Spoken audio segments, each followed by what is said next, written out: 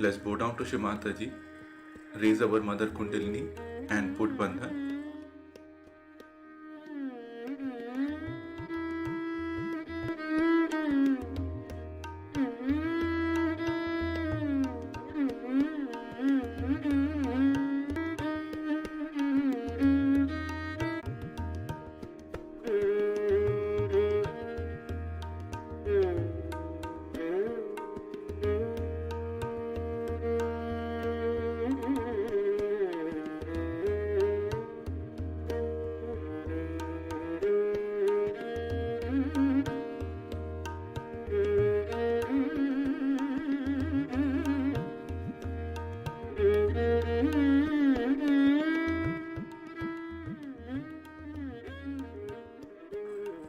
श्री गणेश मंत्र।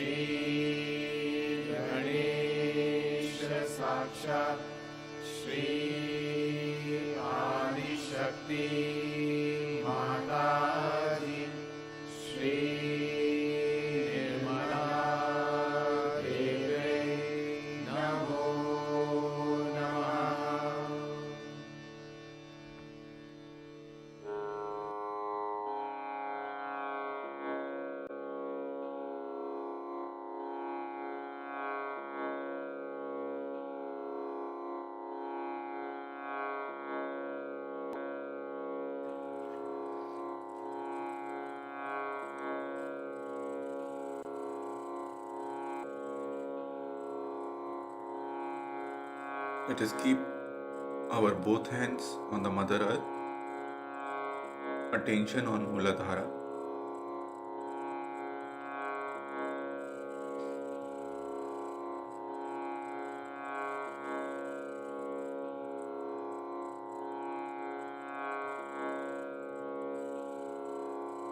Shri Mataji, you are Sakshat Shri Ganesha. Kindly remove all the imbalances in our Muladhara chakra through the earth element.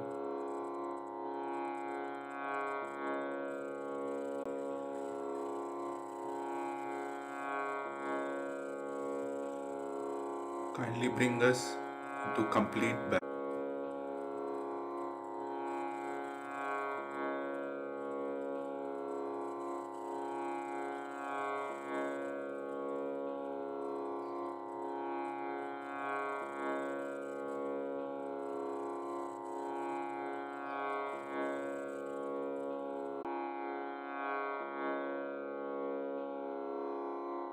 Left hand on our liver.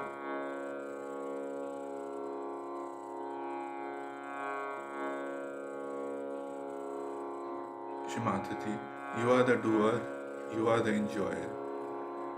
I do nothing.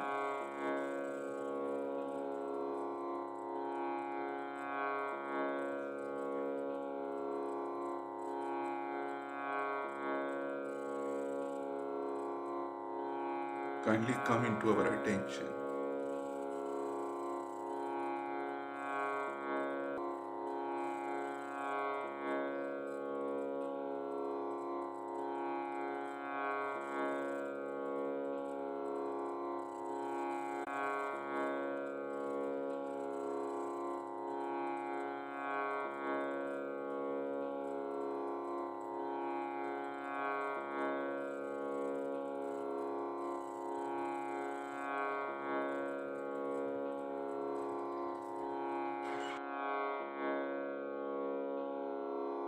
Let us bring our left hand back on the lap. Attention on Sahasrara.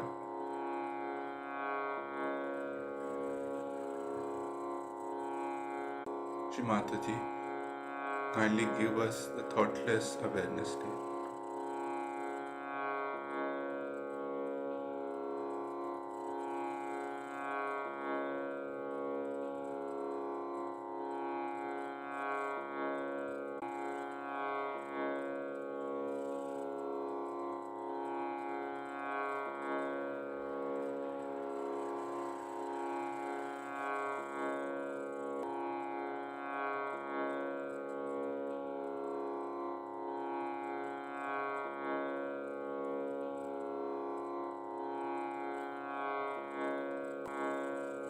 Now let us listen to Shri Mataji's speech.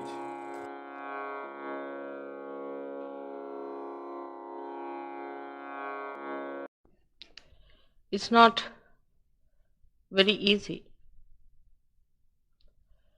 to explain Sahaja Yoga to anyone rationally, as you must have also faced the same difficulty.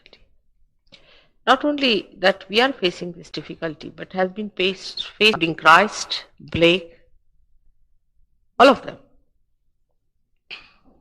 I've been reading Blake these days, and Don wrote to me that he's writing some sort of a thesis on Blake, friends of sinners, friends who are friends of sinners. But they could not communicate to human beings in that way as we could communicate and give realization. We can make them feel the vibration. See, this is an advantage we have. And today the time has come definitely to us that what Blake has desired and asked for or pictured or visualized, we can prove it. Now, when we explain Sahaja Yoga to someone, we have to talk relatively in the beginning because they haven't found their absolute. It can be quite difficult and frustrating in the beginning to talk about something that is such a living process of our evolution. We cannot explain how we evolved into a human being. And to explain how we are going to a newer dimension is also a difficult thing. How it is going to happen, how we are going to sprout, what's going to happen is unbelievably fantastic. And we can't believe that we could achieve that. People just don't want to believe that you can achieve it in this lifetime. They live in the future. As I told you last time, we are futuristic people. We always think of the future.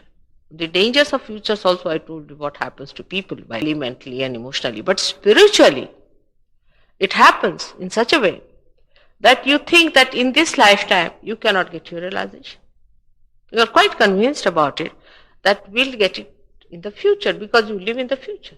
So you can't accept the present in which you can get your realization. This is one of the biggest problems of Sahaja Yoga, that today we are facing the futuristic society which always lives in the future. So to explain to them at this time, at this special moment, you can get your realization. This time is meant for that. In the past, this was the future. And this future has been predicted by so many. So that future has come now, and one has to face it as a present. Every future has to be present sometime. Not imaginary, but the real future that has to face you, which was seen by seers and predicted, has to be materialized. Once you understand this point, then one can explain Sahaja Yoga that this is the time one has to expect their realization. Now, a man who thinks too much and who lives in the future would first shun it, saying that how can we get our realization in this lifetime? One may say like that. Then the same person may accept, all right, if you convince that you can get your realization, so why don't you come here downstairs? Who is there? Good idea. So the second point he may raise, as you must have also faced, you get realization because it's futuristic. You see, things is imaginary, isn't it? It's not reality. Reality is what it is. Supposing you want to think about this hall, and you imagine this hall will be like this, like that, and this will happen. It does. What you see, what you feel is the reality. But the people who live in futuristic ways are never realistic because they are imagining things. So the second point that they stumble upon is their own conception about God and realization. That's not reality. Reality is what it is. It cannot be changed. It cannot compromise. It is what it is. Now first, for such a people, or they are pastistic, you can say, the people who live in the past, all of them must resolve one thing very clearly. Are you a seeker? Be not rational, not imaginary, but real. If so, we should be prepared to face the truth as it is. Like that as it is, whatever is the truth, you will face it. Then the task is better. You prepare the person for realization in a better way. The second type of people are such, those who have lived in the materialistic world, in the gross life. We live in the gross life. Every money, how we can do this all, how we can take it on higher, how we work it out, all these are. So if somebody says that you cannot get God by paying money for it, God doesn't understand money. Not at all. You have made money. God doesn't understand. Whether you pay him or not, he will make the place rain, or he can give you fertile land, he'll give you fruits, he'll give you all the bounties and all the beauties of life. Whether you do anything for him or not, he's a giver, he'll go on giving. He doesn't know money. He will do it for the rich, he'll do it for the poor, he'll do it for everyone. But we think of money. Naturally, it goes easier into your mind if there is somebody who says you can pay £2 for coming in. That sounds better, because it must be worth something at least. You see, because we live in relative world of money. Actually, money has nothing to do with God's kingdom. There is no money in His kingdom. And you can understand rationally that how can there be? How much did Christ charge for His sermons? We have so many great people in this country who did not charge anything of what they gave, who were real people. And the reality is always proved in the human beings when it is done free. That's the reality. Cloud are the things which are not real. So when you come in the hall, you see a big hall and all that, and a money minded, that how is it without money these people are doing? How can they do it? Now, the thing is, we should be discreet about the whole truth and then understand it, that you are not paying for God's love. You are paying for this all. That you are paying, that's your business, not mine. You are not paying me for that. It's your business. If you want to have a bigger hall, you can pay for it, all of you put together, and can take a place, whatever you like. If you want, you can go to Hyde Park and have a free lecture there. Whichever way you say, I'm willing to do that. You cannot pay for it, but you can pay for the hall because this is material, this is gross, and you have to do it. So one should understand that you are not to pay for this. You are not to pay for what I say to you or for my lectures or anything. Or for your realization, not at all, not a single pie for that. You cannot pay for it. It's so invaluable. That's the only thing that's so invaluable, that one thing you cannot bring it to the level of this gross existence that we have.